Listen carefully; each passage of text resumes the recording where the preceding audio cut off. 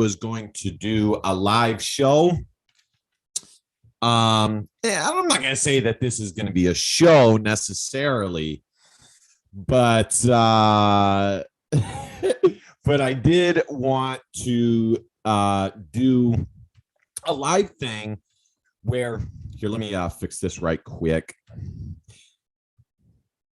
and just hang out with you guys, see where you guys, what are you guys doing on Christmas? What's your favorite part of it? The whole 9 yards. I think it's important to come together in solidarity and things like that. And as I said yesterday, some people and I'm not saying this is you. When I say this, I'm not, because you could be in a house full of, like 300 people. I'm just saying that if there's someone who is spending the holidays alone and I can provide some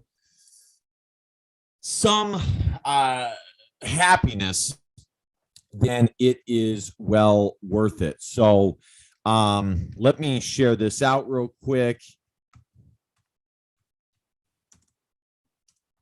Come hang, talk Iowa sports and the holiday season. I'm going to get some Christmas music up in here, guys. This, I've said this before. My favorite time of year. I am a California kid through and through, culturally, not politically, but culturally. So I love the summer. I love the summer months, but I also love Christmas. I really do.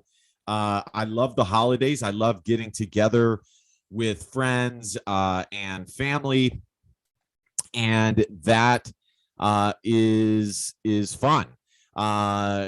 It's just I can't really articulate. It just provides a lot of happiness. And the thing is, for me, even as a young kid, it was never about the presents. It was just about the experience, the joyful experience. I mean, some of the best gifts, the type of things I would ask for when I was a kid was like, here, let me throw the music on here. Was like, I would ask for basketball jerseys. I was a big Allen Iverson fan. Look at that. Woo! I was a huge Allen Iverson fan. Well, and just, basketball in general. And so I got some gifts as far as basketball jerseys, but as I grew older, I stopped being a big jersey collector because, well, I think it's kind of lame as a grown man to wear another man's name on your back. But as a kid, that's what I asked for. I was never into like Pokemon cards. I did have an Xbox, but I never, I just wasn't super into that. Like I said, I was more into sports. So most of my gifts were sports related, basketball sneakers or a jersey or, actually the best gifts I ever got. And I actually got hooked up big time. My dad and my stepmom literally would get me like 5 different pieces of Iowa Hawkeye clothing. And unfortunately, I don't have any of those pieces of clothing today. Like, I remember one time I got some sweet, like, yellow shorts that had the Hawkeye. I mean, I got multiple Iowa shorts, basketball shorts, and they were my favorite. I mean, I wore them like every day. I think I had the actual, let me pull this up here. By the way, if you're not following me on Twitter, go follow me there. Smash the subscribe button. If you're not subscribed, we just hit 70. We're so close to 1,000. Let's look this up. Iowa basketball uniforms. I had a, I also was given a Jeff Horner basketball. It was either Jeff Horner or Greg Bruner. I'm fairly certain it was Jeff Horner. I was just getting into Iowa basketball. I was into Iowa football way before that. But I'm going to see if I can pull it up here. And the funny thing is, I have literally had a chat with Jeff Horner, the guy who was a hero of mine, who I modeled my basketball game off of. Not a ton, a little bit, off of Jeff Horner. And, I got to have a pretty awesome basketball conversation with him as an adult. And, obviously, even though we both played Division I sports, he was able to do it in basketball, whereas I was not. I was not a Division I caliber basketball player. Division II, yes, but not Division I. It was just awesome to chat with him. I love the new Iowa jerseys. It was like these ones right here. These old ones with Tyler Cook and Isaiah Moss. Let me see if I can just pull up Jeff Horner. Let's see.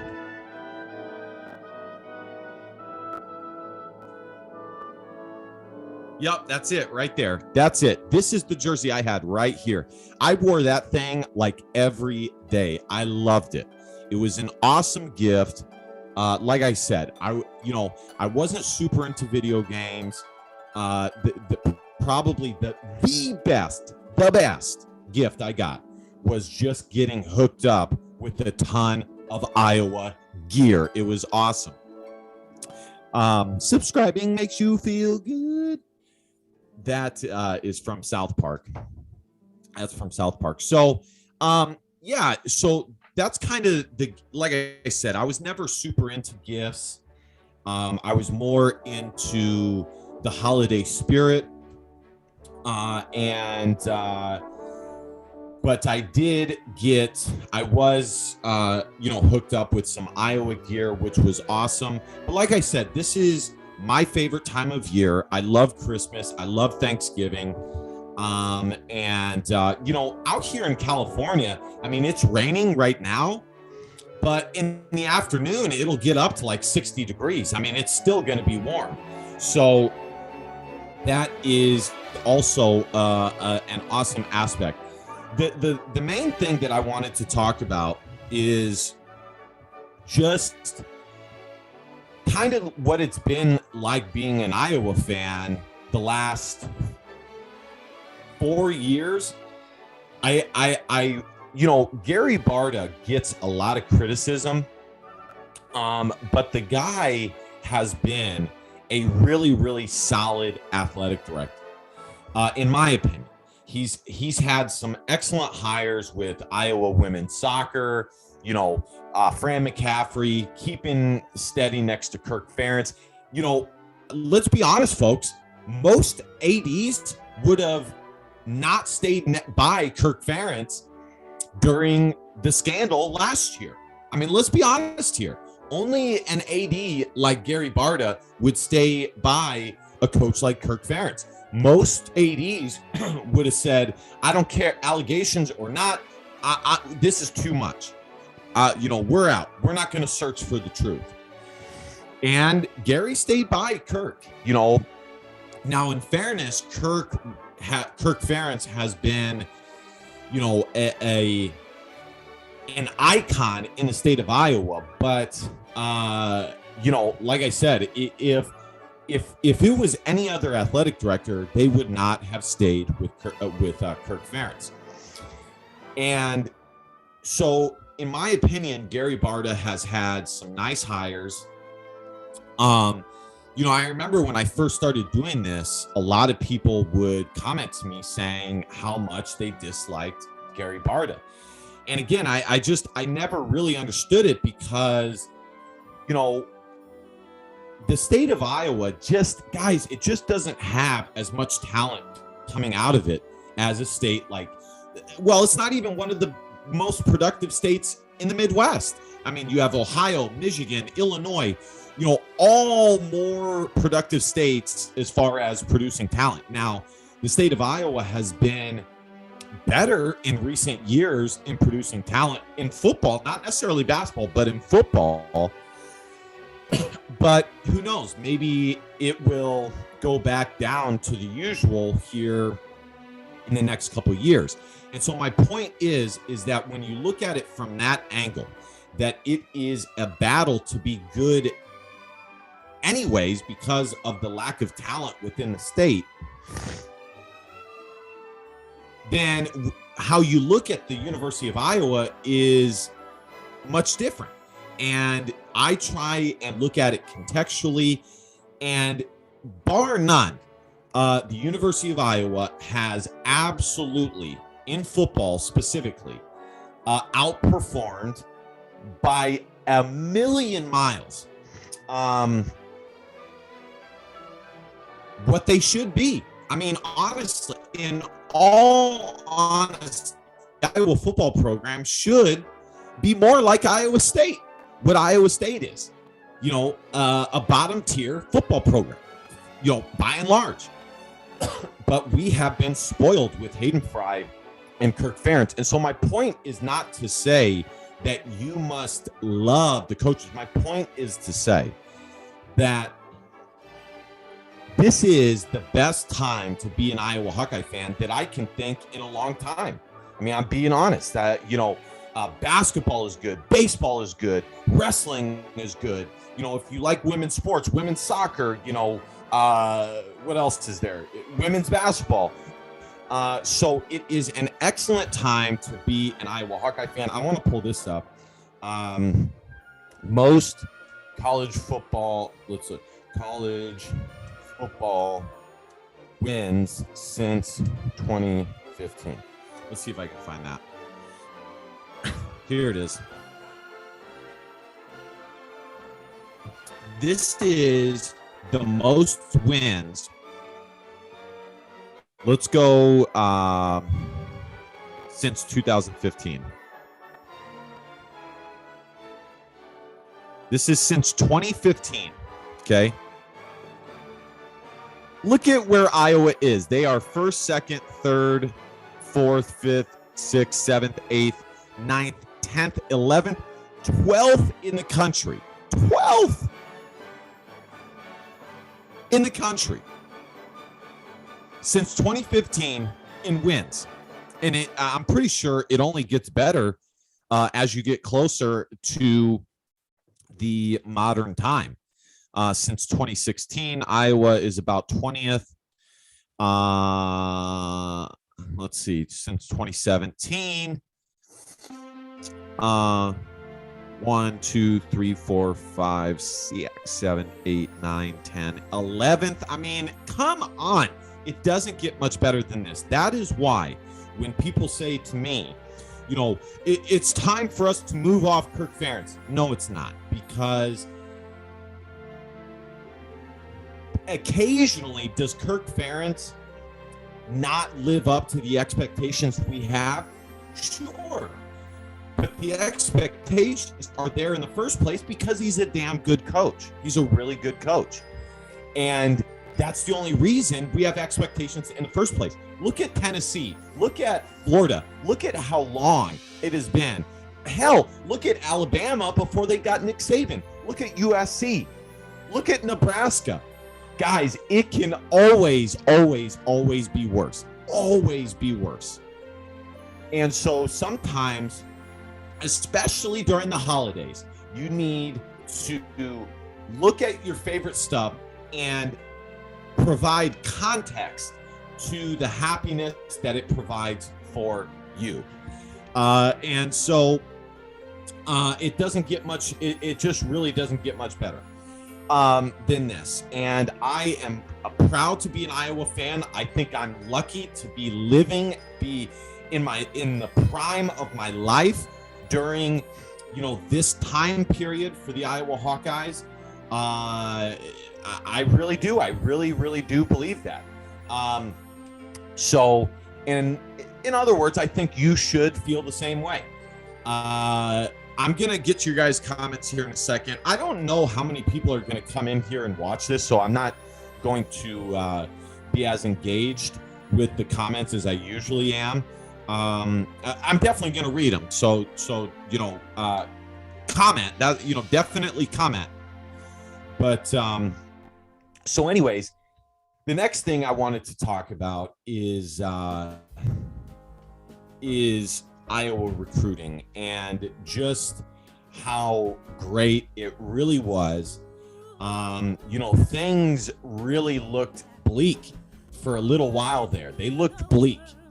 There was a time, before the football season started where I would come on here and say that my confidence meter for Iowa having a good class was like a 4 out of 10. I think it got all the way down to a 2 out of 10. And they really finished strong. Let's take a look at their recruiting class real quick here on Hawk Insider. I don't know if you guys know this. Sean Bach of Hawk Insider blocked me.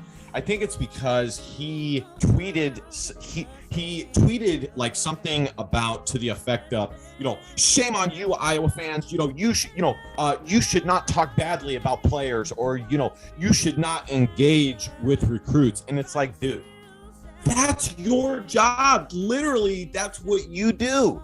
And you're gonna finger wag at us when that's what you do, and the only reason you can do it is because that's your job? Come on, man, give me a break. So anyways, he blocked me. I don't really care. The guy's a dork. But anyways, let's take a look at this. Oh, and the crown jewel was Xavier Wampa. That was huge. And the thing that makes Xavier Wampa's signing so awesome is a few things. Number one, he did not grow up being an Iowa Hawkeye fan. Matter of fact, for much of his recruitment, Iowa was just kind of somewhere in the middle of the pack because he did not grow up being an Iowa Hawkeye fan. As you guys can see, Iowa has the 27th ranked class. Last year they were 24th, and they are 6th in the Big Ten. Spooky. The other part that is huge is his high school teammate, who is more of an Iowa fan than Xavier ever has been.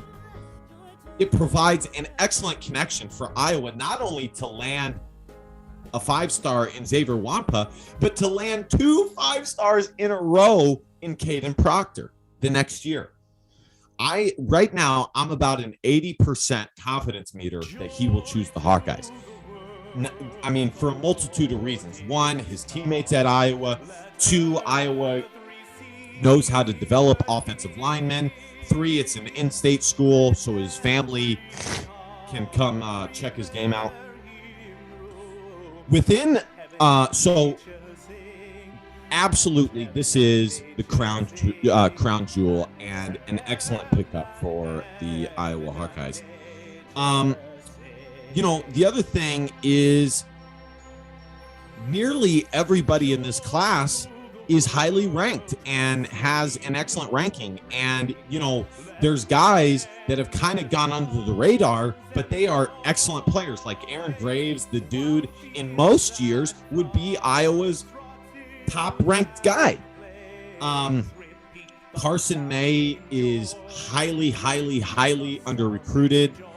Iowa was lucky to land him. Caden Crawford is a man-child. I don't know if you guys have seen some of his lifting videos. And Iowa just did really well. Now, what do they still need to address? Well, wide receiver, okay? And I don't know if they're going to do it in the transfer portal or if they're going to do it with a scholarship offer. I would probably say that they will do it within the transfer portal, because we've seen Iowa is willing in the past to develop guys, especially at wide receiver. Well, not develop, get guys who can make an immediate impact and provide depth at the position. So, but I also wouldn't be surprised if Iowa offered somebody out of high school. But either way, they need to get another wide receiver. It's not that there's not talent in the wide receiver room, because there is. Brody Brecht, Arland Bruce, Keegan Johnson, what's his name? Deontay Vines, let's see here. Jacob Bostic's going to be going there. He's a good guy. His family's nice. But they need to still address that. And, if Charlie Jones comes back, everything will be solid. But it's no guarantee there that Charlie Jones will be coming back. All right, guys, the last thing I want to talk about before I read you guys' comments is the bowl game. If you're going to the bowl game, by the way, comment that that's what you're doing. But it's weird. Just last year, I still thought that bowl games were important for schools like Iowa. But I got to tell you, just because of the nature of the college football playoff, bowl games just, I don't, whether it's a feeling, whether it's an actual thing that you can look at and articulate, I'm not sure. But it just doesn't seem as important anymore, the bowl games. Part of that is probably because everybody knows that they will expand the college football playoff. Now, my question is, when they do that, are they still going to have the other bowl games? If you don't make the college football playoff, can you still play in like the Cheez-It Bowl or something? As an Iowa fan, I'm proud that Iowa made a bowl game, made the Citrus Bowl. The Citrus Bowl is a great bowl game. It's an excellent bowl game. It's one of the best, Citrus. It's a January 1st bowl. But it just, guys, I'd be lying if I said that it mattered as much as it did 3 years ago. Just 3 years ago. And you needn't go any further than Tyler Goodson not playing in the bowl game. And you could say, well, Tyler, and guys, this is not me being critical of Tyler, okay? I'm not. Ultimately, I'm very happy that we are going to get a look at some of the running backs like LaShawn Williams and Gavin Williams. I'm happy about that. But, some of the people were saying to me, well, Tyler, it was time for him to go. It was time for him to prepare for the NFL draft. There's nothing that the bowl game against Kentucky, that there's nothing good that could come out of him playing in that game. And I just disagree. I totally disagree. It's an SEC opponent. How many prospects, whether it's in the NBA with Joe Wieskamp dominating in the summer league thing that inevitably helped his draft stock, how many times have we seen guys go to the Senior Bowl or have an excellent game in a bowl game against a great opponent and skyrocket their draft position? It happens all the time. And so you couple that with the fact that it's an SEC opponent with an SEC defense. If Tyler Goodson were to shred that defense, it absolutely would help his draft stock. My point is not necessarily being critical of Tyler. My point is saying that you needn't go any further than him skipping the game to see that bowl games just don't matter as much anymore. And it's kind of strange. Iowa is lucky to not have had more people skip out on more games. AJ Nessa played in the game. Tristan Wirfs played in the game. The only other guy who did not play was Noah Fant. That was it. So Iowa is lucky that they have had the participation that they have had. Now, Kentucky is a good team. I really hope Iowa can pick up the 11th win. I think this is a great matchup against two pretty even squads. I'm going to be doing a preview video here in the next day or so. And I think guys like Riley Moss can absolutely improve his draft stock in this game. I don't think Riley Moss comes back to the Iowa Hawkeyes. I predicted that in my video for who leaves, who stays. I don't think he comes back. It just is what it is. Because Matt Hankins, you look at Matt Hankins, did he have something to gain by coming back to the Hawkeyes? Yeah, because had he left for the NFL last year, he probably wouldn't have been drafted. Now he will be. Iowa will likely have two cornerbacks drafted this year. So it helped. Riley Moss, if he were to come back next year, I don't think it would help his draft stock at all, because, you know, it would be his sixth year in college. And unless he had a season where he intercepted 8 passes, I just don't think it would help him very much. Now, the question is whether guys like Jack Campbell, Dane Belton, whether those guys lead. And I'm about 50-50. I can't even remember what I ended up choosing in my video, who leaves, who stays.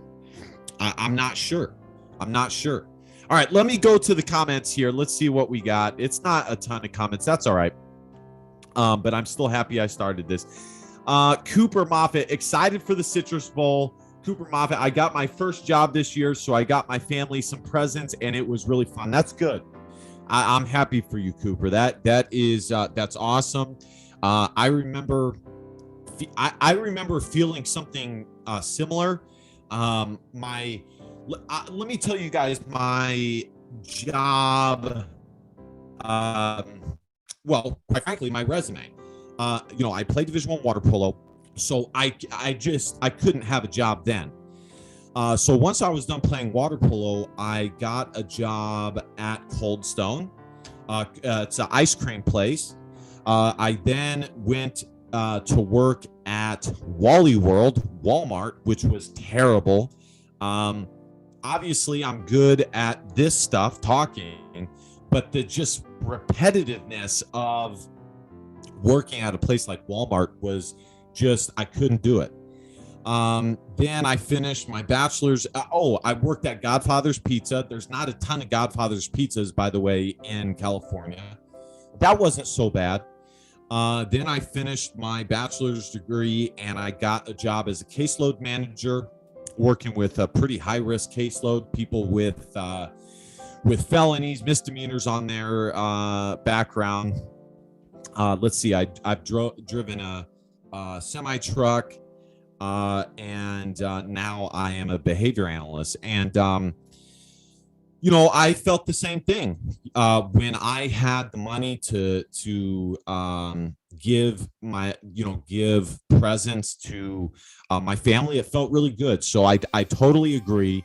In all honesty, your parents probably don't need the things that you're going to give them, because the peak earning years are 40s and 50s. So they're making bank right now, probably. But it's still, it's the thought that counts. So, Cooper, that's awesome, bro. Michael Morin, Merry Christmas. Going to start typing up a pregame post for my Packers in a group while listening. Nice. Yeah, I'm not a super big NFL fan. I like Green Bay, but my dad grew up a Chicago Bears fan. But I like Aaron Rodgers, and I like Brett Favre. I think what Aaron Rodgers is doing with the stop, cancel culture, I think that's awesome. And with the vaccine stuff, I think that's awesome. So, good for him there. Let me ask you this, as a Packers fan, what is it like to have two Hall of Fame quarterbacks, one after the other? I mean, in the past 40 years, you guys have had like 5 Hall of Fame quarterbacks. Eric Weidman. I don't like when players opt out of bowl games. I don't either. And what I dislike even more are the people who say, well, but there's nothing for them to gain. There's, he needs to do what's best for him. I hate that stuff because, again, is a sport like football, is it a team sport or is it not? Which one is it? Because, if you look back, like I'll give you guys an example for the Iowa Hawkeyes. All right. This is a perfect example, actually. Okay. Tyrone Tracy. We had all these people posting on Facebook, all these fake Iowa fan journalists, like Scott Docterman, Sean Bach, saying Tyrone Tracy continues to be a great teammate, a great team, TEAM player.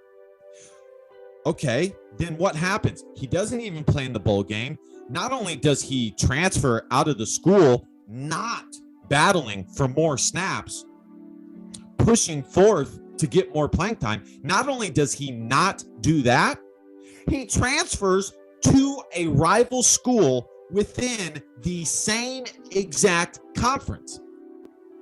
So is it a team sport or is it not? And I made the post stating if, number one, when I was playing college water polo, I would have never transferred in the first place, but I definitely would not have transferred to a team within my conference. It just doesn't make any sense because you go to battle with your brothers and it's a team sport. There's certain tropes that you need to buy into in order to be successful. And one of those tropes is, you'll bleed, you'll sweat for your brothers. Okay. But then you're going to go transfer to Purdue. So which one is it? Or is it a team sport or is it not? It's not, and you could say, well, it's both. It's individual and it's a team sport. Okay, fine. But the bottom line is college football is getting more and more and more consumeristic, classic American consumeristic, stuff. And in the next 5 years, what the Iowa football program is today and the landscape of college football, what it is this morning versus what it'll be in 5 years, we won't even recognize it. And that's just what it is. So, all right, guys, thank you guys so much for hanging out with me. I'm glad that you guys came and watched the show. I hope you guys have an excellent rest of your guys' Christmas. Hopefully you get all the gifts you want. The food, the food is the best. Don't drink too much liquor. Be safe. Enjoy the company of your family. As you guys can see, that can be taken away from you. As crazy as that sounds, it can be taken away from you because, well, I'm not going to get into any of that, but enjoy the company of your family, because at the end of the day, that's what matters. It is. This is what matters. This connection, this bond. This is what matters. I remember that is one of the most crucial things that my father taught me. I remember one day he said, "This is what matters right here," and he was talking about the bond, we had with each other. So that is what matters. I hope you guys have an excellent rest of your day, and remember to hit that subscribe button because subscribe makes you feel good. And last but not least, be back. Love the facts or feelings because your feelings don't matter. Love y'all. Go Hawks. Bye. Merry Christmas.